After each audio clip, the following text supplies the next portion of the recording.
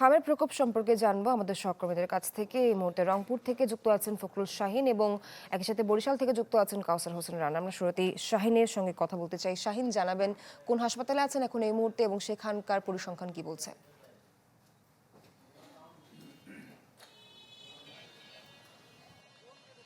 আমি এখন Rangpur medical college হাসপাতালের সামনে আছি এবং এই হাসপাতালে আমরা প্রতিদিনই দেখছি যে মাঝখানে যদিও প্রকোপ কম ছিল, কিন্তু দু একদিন ধরে আমরা দেখছি যে হামের প্রকোপ অনেকটা বেড়েছে। আমরা গতকালের চেয়ে আজকে যদি তথ্য দিই, সেটি হচ্ছে যে গত 24 ঘন্টায় এই রংপুর মেডিকেল কলেজ হাসপাতালের শিশু বিভাগে 33 জন হামের উপসর্গ নিয়ে শিশু ভর্তি আছে এবং নতুন করে 24 ঘন্টায় 7 জন শিশু ভর্তি হয়েছে হামের উপসর্গ নিয়ে। এবং এ পর্যন্ত আমরা খোঁজ নিয়েছি যে গত 2 থেকে 3 মাসে 4 জন শিশু কিন্তু এখানে মারা গেছে হামের উপসর্গ নিয়ে এবং সর্বমোট 189 জন শিশুর এখানে কিন্তু চিকিৎসা হয়েছে। তার মধ্যে সুস্থ হয়ে বাড়িতে ফিরে গেছেন 152 জন এবং বাকিদের আসলে চিকিৎসা চলছে। এবং আমরা একটু তথ্য দিই, সেটি হচ্ছে যে রংপুর মেডিকেল কলেজ হাসপাতালের আসলে হামের রোগীদের জন্য আলাদা কোনো ইউনিট বরাদ্দ নেই। শিশু বিভাগে রেখেই কিন্তু তাদেরকে চিকিৎসা দেওয়া হচ্ছে। এক্ষেত্রে কিন্তু শঙ্কা বেড়েছে, ভয় ভীতি বেড়েছে স্বজনদের মধ্যে, রোগীর স্বজনদের মধ্যে। কারণ যারা যে শিশুগুলো আসলে সাধারণ রোগে আক্রান্ত হয়ে এখানে ভর্তি আছেন, তাদের সঙ্গে হামের উপসর্গ নিয়ে শিশুদের ভর্তি রেখে চিকিৎসা দেওয়া হয়েছে। এটি কিন্তু একটি শঙ্কার কারণ। ঈদ আসবে, সাথে ক্যাশব্যাকও আসবে। নিজের বা প্রিয়জনের জন্য কেনাকাটায় এবারও নগদ পেমেন্টে পাচ্ছেন দারুণ ক্যাশব্যাক। তাই যাই কিনুন, পেমেন্ট করুন নগদে। বিশেষজ্ঞরা বলছেন এবং স্বজনেরাও বলছেন, যদিও হাসপাতাল কর্তৃপক্ষ বলছে যে শিশু বিভাগের পাশেই আলাদা একটি ইউনিটে সেখানে হামের শিশুদের চিকিৎসা দেওয়া হচ্ছে, কিন্তু সেখানে আমরা দেখেছি যে 7 থেকে 8 জন মাত্র শিশুকে রাখার ব্যবস্থা রয়েছে। সুতরাং সেখানে কিন্তু হামের উপসর্গ নিয়ে ভর্তি অনেকে আছে, তো বাকিদের কিন্তু শিশু বিভাগে রেখেই চিকিৎসা দেওয়া হচ্ছে। তো এটি আসলে জায়গা সংকুলন যেন দ্রুত নিরসন হয়, সংকট নিরসন হয়, সে দাবি কিন্তু জানানো হচ্ছে। তো এই ছিল এখানকার সর্বশেষ।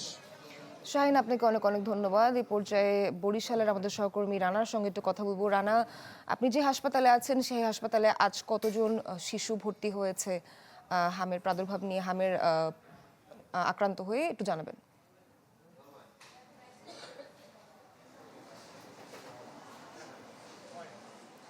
হ্যাঁ সোহার, আমরা যে প্রতিবেদনটি দেখছিলাম সেখানে যেমনটি বলা হয়েছিল যে বাংলা সারা দেশে 30,000-এর বেশি হাম আক্রান্ত হয়ে রোগী ভর্তি হয়েছে। এর ভিতরে 3,000-এর বেশি রোগী কিন্তু এই বরিশাল বিভাগের বিভিন্ন হাসপাতালে ভর্তি হয়েছে।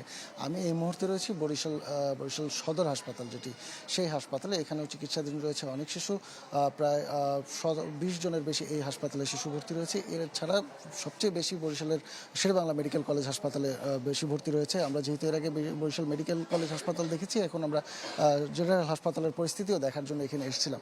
আপনাকে যদি বলি, বরিশাল বিভাগের চিত্রটাই কিন্তু এইরকম যে বরিশাল বিভাগে এ পর্যন্ত 24 জন শিশুর মৃত্যু ঘটেছে হাম এবং হাম উপসর্গ নিয়ে। এর ভিতরে 3 জনের একেবারেই হাম নিশ্চিত হয়েছে এবং বাকি 21 জনের মৃত্যু উপসর্গ নিয়ে হয়েছে এবং এদের মধ্যেও আবার 14 জনের মৃত্যুই ঘটেছে বরিশাল শেরেবাংলা হাসপাতালে চিকিৎসাধীন অবস্থায়। হাসপাতাল কর্তৃপক্ষ আমাদেরকে যেমনটি জানিয়েছে বা হাসপাতাল ঘুরে আমরা যেমনটি দেখেছি যে শিশুর বেড যতটুকু রয়েছে তার থেকে 3 গুণ 4 গুণ রোগী সেখানে রয়েছে এবং এর ভিতরে প্রায় 80% রোগী হচ্ছে যারা হাম আক্রান্ত বা হামের উপসর্গ নিয়ে ভর্তি হয়েছে। এবং আমরা সেখানে দেখেছি যে অধিকাংশ শিশুদেরকে শ্বাসকষ্ট হচ্ছে, তাদেরকে নেবুলাইজার দেওয়া হচ্ছে এবং অনেককেই আইসিইউ না থাকায় তারা বক্সের মাধ্যমে শ্বাস বা অক্সিজেন দেওয়ার চেষ্টা করছেন। এবং এই পরিস্থিতি যে যতটা হচ্ছে ততটাই হাসপাতাল কর্তৃপক্ষ কিন্তু জানিয়েছেন যে এদের উন্নত চিকিৎসার জন্য এখানে আইসিইউ খুবই প্রয়োজন। এবং আরও যে বিষয়টি জানিয়েছে, এদেরকে আইসোলেটেড অবস্থায় রাখা প্রয়োজন, কারণ রোগটি সংক্রমণ, কিন্তু সেই বিষয়টি কিন্তু মানে করা যাচ্ছে না, কারণ রোগীর সংখ্যা অনেক বেশি। তো এই ছিল বরিশালের পরিস্থিতি। সোহার। রানা, আপনাকে অনেক অনেক ধন্যবাদ। দর্শক, আমাদের সহকর্মীরা বিভিন্ন জেলা থেকে হামের প্রাদুর্ভাবের সবশেষ খবর জানাচ্ছিলেন।